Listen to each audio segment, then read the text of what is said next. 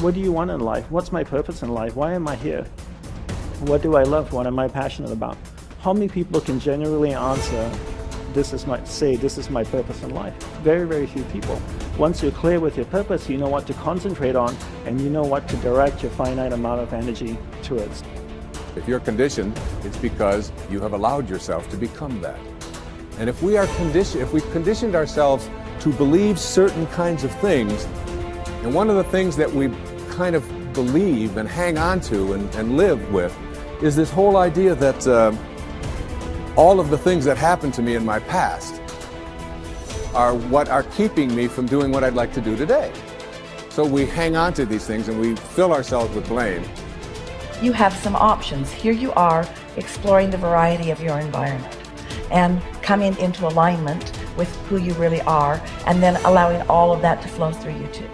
So in every moment in time, you have the option of focusing in a way that increases and enhances your alignment and your joy, which causes you to resonate with everything you put into your vortex, or something else.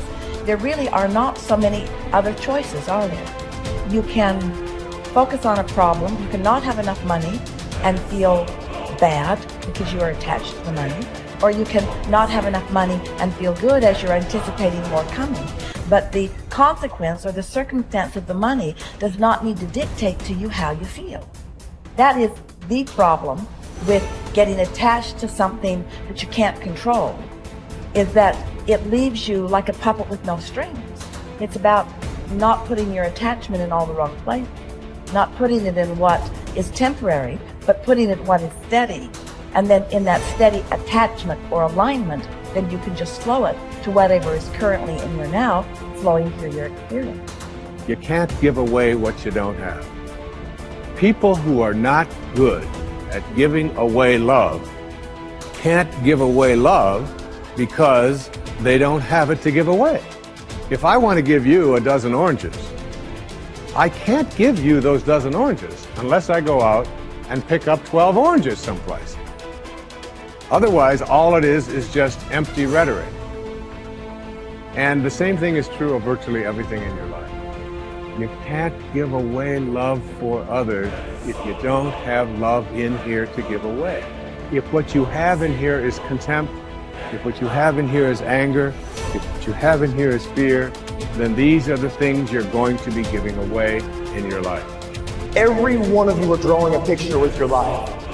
You're the artist. Your hands and your feet are the paintbrushes. And the choices and decisions you're making right now are the paint strokes. You can paint whatever picture you want to paint. You can become whatever you want to become. But your choices and decisions that you're making right now matter. You got to have the grit and the tenacity to push forward and give it a little bit more than what you have right now. Don't wait for the perfect timing. The perfect timing is never going to come because there's no such thing as perfect.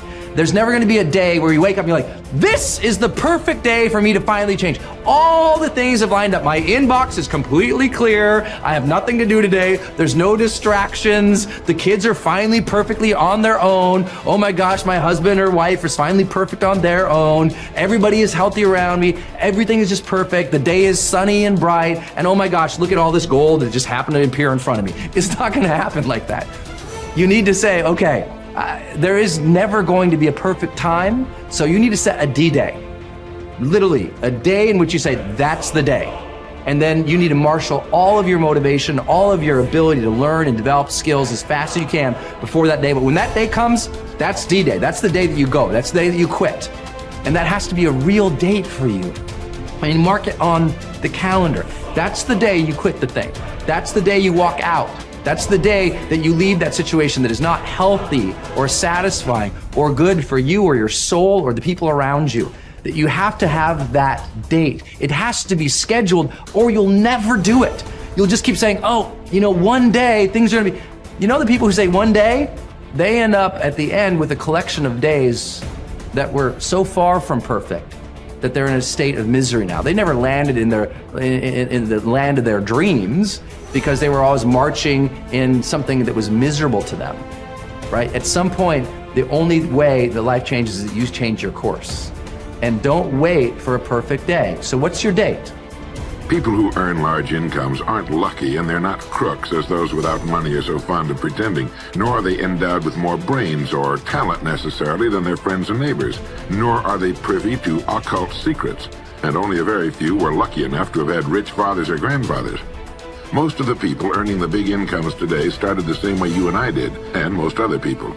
The only difference between the men who earn big incomes and those who earn small incomes is that those earning big incomes decided to earn more.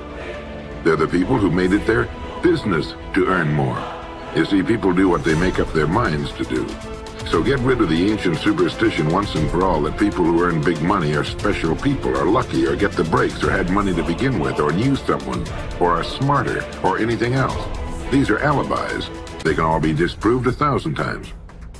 The reason there are so many of these alibis around is that men who fail to make the grade financially are seldom honest enough to just admit that they really didn't try and keep trying. So in order to justify their failure, in order to remain seated, they dream up and pass along these old alibis.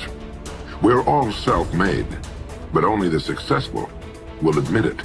The commitments we make to ourselves and to others, and our integrity to those commitments, is the essence and clearest manifestation of our proactivity. It is also the essence of our growth.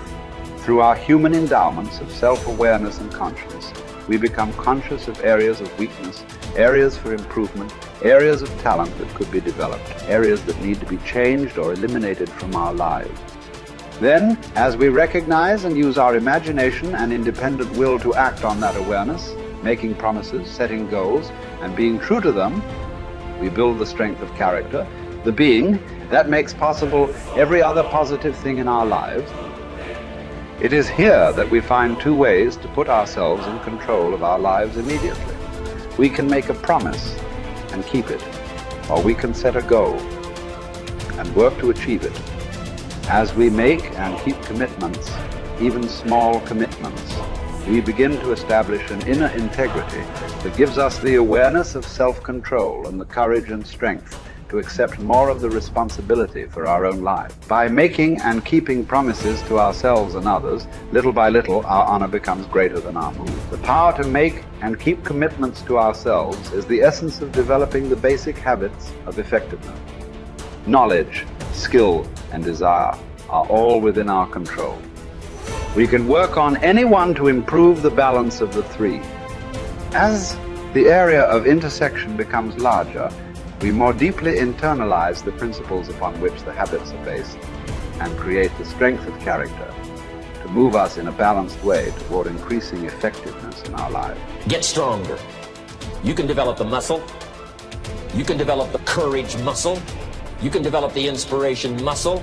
You can develop the dedication muscle. You can get stronger. There isn't anybody here that can't get stronger. Next time we see you, may not even recognize you. How strong you're going to be able to become in language, style, and personality, the ability to cope, the ability to handle with anything that happens, no matter what happens. And the third one is get better. We can all get better. I've gotten better.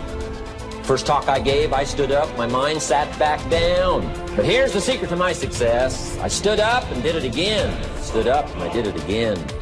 And I did it again, and I did it again all those many years ago. I did it when I was scared, and I did it when I didn't want to, and I did it when I was ill. And I did it when it didn't work well, and I did it when they didn't appreciate it, and I didn't a lot of times when I didn't know much what I was doing. I just did it anyway. And now all these years later, I'm asked to walk on this stage with the greatest introduction I've ever had, greatest response and welcome I've ever had, the greatest opportunity I've ever had to touch this many lives with a mixture of words and heart and soul. I got better. I got better day by day and week by week and month by month, and I'm asking you to do the same thing until you can develop a long arm and a long reach, until you can develop influence that won't quit. Touch people next year you couldn't touch this year. Touch people now you couldn't touch before. Conduct a meeting now you couldn't conduct before. Heart and soul now mixed in there that wasn't there, missing before. I'm asking all of you to get better in spite of the winters, in spite of the downturn, the money downturn, the social downturn, the personal downturn, whatever it is. Just get stronger. Get better.